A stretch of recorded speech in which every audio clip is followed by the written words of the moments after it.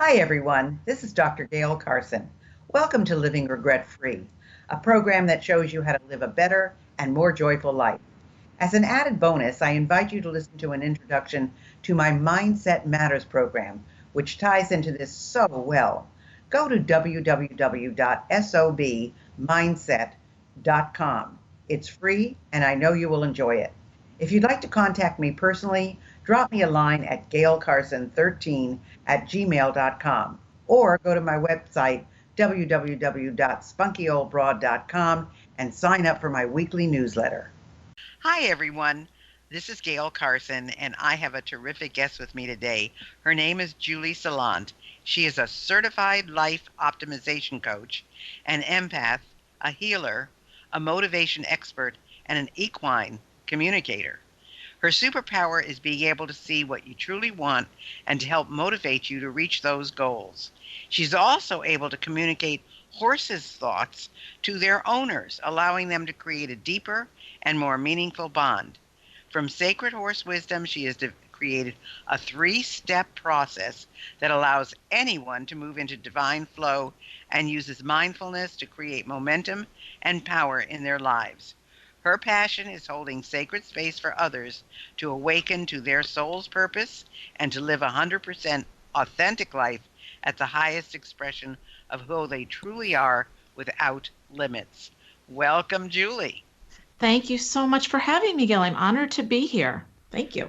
Well, the first thing I have to ask you is, what is your superpower? I mean, with all these super movies coming out, which I have to confess I never go to see, I want to know what your superpower is. I wish I had superpowers like Captain Marvel. That would be pretty amazing. Yeah. So my superpower, because I'm empathic and intuitive, is being able to see people's blocks. So I can kind of see where they're stuck and see where they're frustrated. And what we do is I help them map out a plan to get unstuck and reach their goals. So that's my superpower. So how does this work with horses? I mean, how are you able to understand what horses are saying? I mean, I'm not a big horse rider, but I do. In fact, I just was at, about a month ago, a place that is affiliated with the university that I am involved with. And they have a place called Stable Place, and they bring all kinds of different groups there to work with the horses, to help the individuals become more calm and get over any phobias they have. And I had to lead a horse through an obstacle course. And of course, I love animals, so I was having a great time. And they were telling me that without even knowing it, I was communicating with this horse because it kept looking at me, and it was just amazing. I loved it. So how have you been able to translate all of this into the horse world? So I am an equine communicator, and when I was 15 years old, I had a horse, and I was at a barn, and there was a man there that had a mare, and she was beautiful, but he was very cruel. He would come and he would whip her quite a bit, almost daily. And one time he ran her through a barbed wire fence, and her legs were bleeding, and she was wet, and he left her in her stall bleeding. And me being the animal lover, just like yourself, I ran up to her stall and she said to me, "Please help me." And she said, "What did I do wrong?" And I did get the help, but I didn't really comprehend until later that she had actually spoken to me. So what happens with horses is they are prey animals, and they understand your electromagnetic field, your intentions, and your energy. That's what they read, your body language. So if you come up to a horse, and I'm sure that horse was reading all your body language as you were talking on the other wavelength of, your body language and your intentions and your energy, what they do is they mirror that back to us. And that's why they're the master teacher. So if you came towards a horse and they had you had negative energy, maybe you had a terrible day at work and you're frustrated, or a fight at home, you bring all that with you into your field, and then they will either retreat from that or they will stand and try to help you by giving you calming signals to help you through it. Well, it really is interesting because evidently they have made a big difference in some of the people's lives that have come to this place. And there's a veterinarian and, of course, behavior specialists there who work with all of these animals. But what you told me about this, why would a man own a horse and do such cruel things to it? I mean, I don't care whether it's a horse or a dog or a cat. I mean, you hear it all kinds of things, but it blows my mind that people are capable of this. It just doesn't even register anywhere in my whole being why people do this. So, what do you think is the biggest lesson that a horse can teach us? I think the biggest lesson that they can teach us is to be present, because horses have a unique ability. Because they're prey animals, they're always looking for dragons and things that can eat them and harm them. So what they're great at is being present where they are. So I'm always the type of person that was always thinking 2 steps ahead, or a lot of people think, gee, I wish I'd done this yesterday. Or what about the meeting coming up? And that's when you're ahead or behind of yourself. And horses teach us to be present. They are in the moment.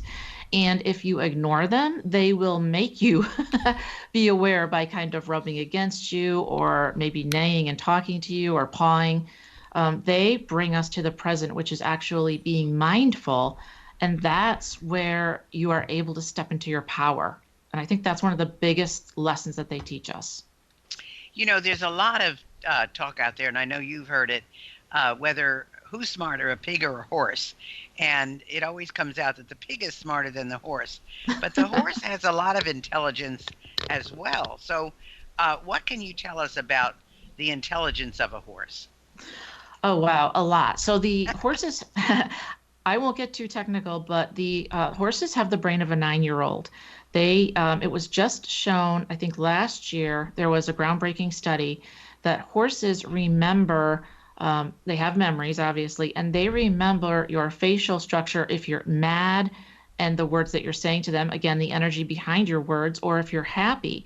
And they actually did a test where there was an incongruency. So in other words, I would come to you and say I'm have a very happy face, but underneath I have angry intentions. I'm still holding on to junk from yesterday. And that made them stop and look 1.4 seconds longer. So they are very smart. Obviously, they know verbal and nonverbal cues, because when you ride, you use your hands and your legs as aids. They're just super smart animals, way smarter than you'd ever know. And dogs are the same too, but horses are different because they actually speak to me in full sentences. They don't give me one word. They give me full sentences and images. And they're just like people. They have good days and bad days too as well. Some days they don't want to talk, and some days they're happy to chat all day. So very intelligent. Wow.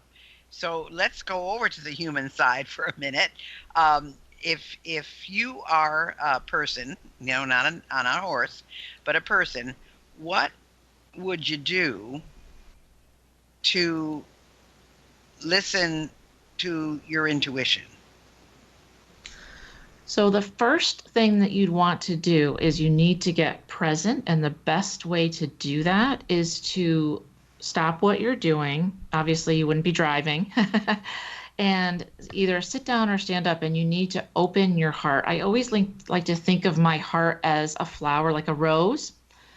You would stand still and you would think of your heart, actually go into your heart, and then think of it blossoming like a rose opening. And that will allow you take a couple of deep breaths that will allow you the chance to kind of stop what you're doing, be present, and then you can tune in and ask yourself a question. What would be the best thing for me to concentrate or focus on today? What would my highest self tell me right now?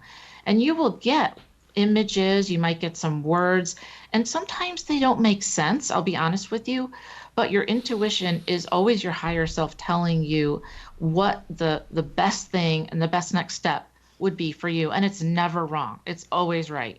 So even if it said to you, leave the job that you're at, it's too stressful, or you've got to relax a little bit more and pay attention to your body, it's important to listen to your intuition. That's interesting because, um, it's very difficult for people today, I think, to get present. I mean, there's so much going on around them, and there's so many things pulling at them all the time. It's very difficult for them to be present, period. And then to be quiet is something else again. So, um, how do you practice being present? How do you practice being mindful? Um, I mean, is that a cultivated thing, or and can anybody do it? Or because I know people, truthfully, they walk into a room and there's an aura around them, and there's just peace and serenity. And when I walk into a room, it's like a buzz. So, what is it that you have to do to get this mindfulness? So, being mindful is exactly like a muscle. You hit the nail on the head. It is a muscle that you need to work on all the time. And it does get easier, but you may encounter a little bit of resistance, especially in the beginning, because it's kind of new and you haven't done it before. The best way to get mindful is two things. One is to raise your vibration. And this is really not woo woo, it's just basically being grateful. It's been shown that being grateful and in gratitude for everything around you, or your gifts and whatever your surroundings are, really is the fastest way to raise your vibration. And the other way is to actually create an anchor. And without getting technical, it's just when you think of the most magical, wonderful place that you yourself would feel happiest and comfortable. For some people, like myself, it's the beach or being with animals, like being with my horse, wherever it is that you feel relaxed and happy and nothing can go wrong. Everything is wonderful in your world. That's where you want to take your mind and become grateful for it. And that will raise your vibration. And then you can center again and think and open your heart. And then you can deep breathe a little bit. And that will help you be present. Do you think that it's getting more and more difficult to be present because we live in such a frenetic world? I mean, is it something that uh, you really have to cultivate, or is it? I mean, I'm just thinking there are people that just seem to go from one thing to another and never seem to stop in the middle and breathe. So I'm not sure if it's our frenetic pace that keeps us from being mindful, or it's just that there are some people who just don't know how to do it. I think it's both because, to be honest with you, you really have to disconnect. You have to turn your phone off. You have to get away from your computer. You might go out and take a walk around the block and be with nature or go to the beach. I think it's both of those things. You need to find a way to disconnect. I was one of those people because I always ran and ran and ran like a hamster on a wheel. It never ended. I would, get up in the morning and the negative thoughts would start, and then I would just continue to keep on going until the end of the day. And before you know it, it's 11 o'clock at night, and I still haven't sat down or did anything for myself. So I think you consciously need to kind of carve out a little bit of time for yourself, to say, you know what, this is my time, and I'm going to disconnect and I'm going to look inward and I'm going to really work on myself for 15 minutes. Even if it's just a few minutes a day to start, that will help you to start to be present and kind of make it a mindful practice, if you will, every day. Wow. Um, well, let's talk about that because you worked at a corporate job from 9 to 5 and you decided that it wasn't a fit for you. Was this part of the reason, or what was it that made you leave? This was part of the reason. You know what? I have never felt like I fit in anywhere in the corporate culture from the 9 to 5.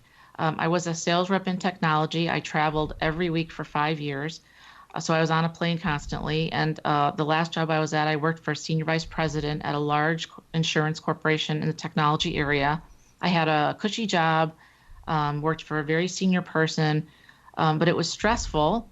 And I never felt like I fit in there. I knew that I wasn't using my gifts.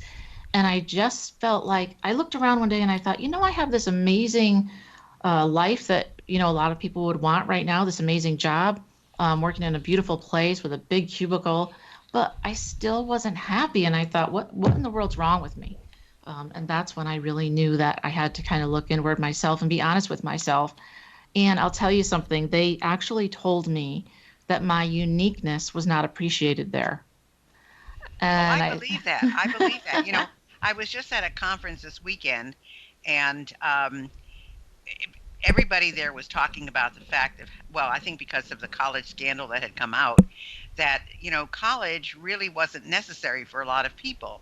And that if they could go for a certificate of completion in particular areas of their interest, it wouldn't be as expensive. They could get the training that they wanted, and they would be much more valuable as an employee. However, corporate America doesn't look at it like that. This was a very entrepreneurial group. Corporate America says, do you have your MBA?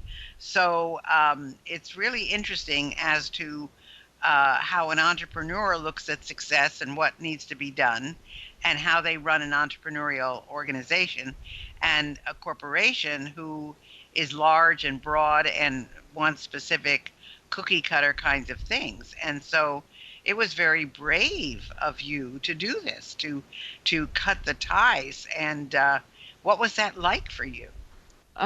Super scary because financially it's always scary when you're going out and kind of going on your own. And I really, I just felt that it was time because I've been trying to break free for a long time. And I thought, now's the time. I'll be honest with you, my father had passed away. I was very close with him. So now I didn't have it's just my sister and I. And I kind of thought, life is short. We don't know how much time we have. We all think we're going to live to be 100 or 90, but who really knows? And I thought, this is it. This is my time. I really need to do this. And I think what you said is important, that redefining success. Everyone has an idea of what's successful. You might be able to work in a corporate job and make $100,000 and everything looks good. But if you're unhappy every day, and they say 90% of the people in the United States are unhappy with their jobs, going in every day and slugging it out and having the pressure. I mean, I would rather myself maybe have less income, but do what I want to do and help people with my gifts and feel more meaning in my life and making impact. That's kind of where my heart is. But everyone has to decide for themselves. But it's a scary thing. I'll be honest with you. It's not easy. You really need to kind of go out of your comfort zone and out of your box, and be scared, but do it anyway. Yeah, just reading a book, and they were saying that, when let's say you make a lot of money, where do you put it? Do you put it into buying a bigger house and a nicer car, or do you put it into having really nice vacations with your family, going out to dinner as a family, maybe going to a more upscale place, but doing the things that make your person better and happier, rather than the tangible things that people think of that they can buy when they make more money. So it's interesting, and it was very brave of you to do that. So I know you also, and I'm not sure where this all fits in, that you co-create with others. Now, why do you do that? How do you do that? Do you use it in your mindfulness practice? Do you do it with your horses? How do you use this co-creation? So I actually love to co-create with others, especially if we're on the same wavelength, but we could be different sides of the coin. I bring all my empathic and intuitive abilities. What I do is, for example, I'm working with someone now who is a therapist. She's a psychologist, and we're going to be creating together. Actually, we're going to be taking a heart rate monitor and putting it on the person.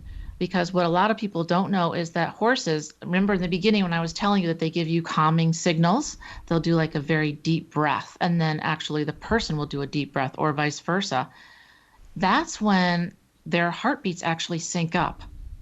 So if you're nervous, your horse will bring your heartbeat down, and you come into coherence together. So actually we're co-creating together. I'm going to work with her and bring my mindfulness and being present and the things that I've learned, and she's going to take her psychology portion of it, and we're going to work together to find out how we can help riders after injuries, especially women of a certain age, after, 30s, 40s, 50s, 60s, if they're riding, they've had an injury. It can get really difficult mentally to get back on the horse because you don't want to fall. I mean, you're scared. You're not 20, and bouncing back up again. So, and I'm over 50. So I'm proud. So, we all need to do a little work, but I love to co-create with people. And my thought this year is, I help you, you help me, and we help them. That's kind of my mantra this year. Wow, that's fantastic. I think that's great. It's interesting because I look at some of these horses who are at stables where they have many people riding them. And I wonder what they're thinking. I'm thinking, oh my gosh, here comes another one. I'm wondering if they're thinking, oh my gosh. And I have to laugh because when I was in Mexico and my husband was alive, we went down there and I always like to, if there are horses, I do like to go for a horseback ride. So, and this was funny because when I went horseback riding in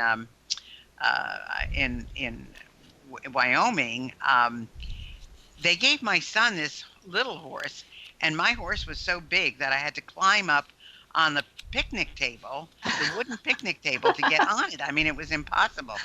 And anyway, when we were in Mexico, they came with these horses to ride on the beach, and my husband was a big guy. He was over 200 pounds, and they gave him this little tiny horse that looked at him as if to say, "You're getting on me?" And they gave me the huge horse. And do you know that his horse would not move? It was just really very interesting. So, how do horses? I mean, do they look at these riders that come to them and think, "Oh my gosh"? Yes. Yes, they do. Yes, they do. It was really funny because my horse once told me, he said, don't ever let me be a schoolmaster. Don't let me be one of those horses that gets ridden because, when you're starting out like anything, they have to teach you to post and go up and down on the horse and figure these things out. So, some of them are okay with it, that they all love jobs, but some of them are like, oh, brother, here's another one. I got to teach this one too. So it's kind of a mixed bag. I always try to be extra gentle with those horses because they're really doing the hard work of helping those out that really don't know. And you got to start somewhere, right? I mean, you kind of need a master. You can't put, a novice with a novice. It's not going to be a good situation. But that's such a funny story that they gave your husband the little guy. Yeah, it was amazing. And one time when I was in, where was I? I think I was in Oregon, and I was out riding. I was speaking there, and so they said, "What would you like to do?" And I said, "Well, I'd like to go horseback riding." Well, a big storm came up in the middle of the ride, and man, this horse took off for the barn, and he wasn't taking anything from anybody, and I was bouncing along. And Wow. boy, I tell you, I was so black and blue, it was terrible. Oh. But he knew where he was going, and I mean, my earrings were falling off, and it was the craziest thing you've ever seen. But anyway, so where can they find out about you and what you do, and what's a positive energy tip that you could give the listeners, Julie? So they can find me at www.motivation-addict.com. And I help motivate people every day, both equestrians and non-equestrians. I love to help entrepreneurs. And the biggest tip that I'm going to give you for your listeners is to start every day positively. Now, I'm going to preface this with, I am not a morning person, but here's what you can do. Every morning I get up and I say, I used to think, oh, this is going to be, a long day. I'm really tired. I want you to start saying, this is going to be an awesome day. This is going to be an amazing day. I cannot wait to see what happens today. And at first, when you say it, it might sound, a little bit like, you're full of baloney, but keep saying it. And it's a practice like a muscle. Keep doing it. And if you do it for a good 3, 4, or 5 minutes, all of a sudden your energy will change. So that's my biggest tip. And do it every day, and you'll see your energy will change and it will become very positive.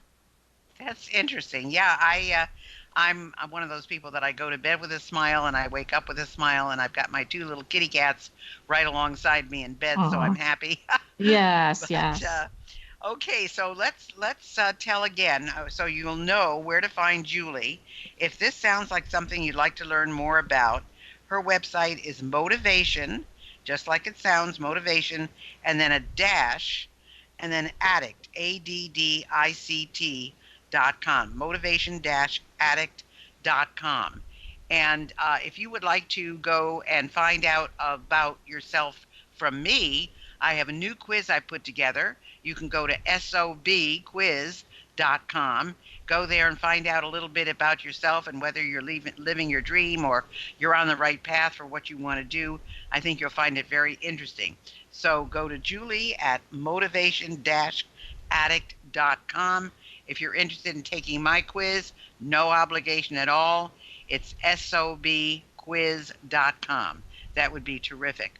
Well, Julie, this has really, really been very interesting. I just, I think it's amazing that people can communicate with animals, and the fact that you're able to do this with horses is just fascinating because it's, I mean, I see these little kids on these ponies at the pony ride, and I'm thinking, boy, that starts very early. And so I assume all horses, ponies, miniature horses, they all have the same temperament and abilities. Yes. Well, they don't have the same temperament and they don't have the same abilities because obviously, like a Clydesdale is so big compared to a little guy, but a pony. But they all have the same ability to talk and have their own personalities. Absolutely. Yep. Wow, that's fabulous. That's fabulous. Yeah. Well, my guest has been Julie Saillant, and her website is motivation-addict.com. Hopefully, there'll be a lot of people that go to the site and find out more about you, Julie. Thanks so much for being with us today. Thank you for having me. It was wonderful to talk with you. Thank you so much, Dr. Gayle. Thank you. Thanks for listening, and I hope you enjoyed today's show. I choose my guests carefully, so if you have someone you'd like me to interview, please drop me a line at gaylecarson13@gmail.com. In the meantime, check out my intro program, Mindset Matters, at www.sobmindset.com. See you next week.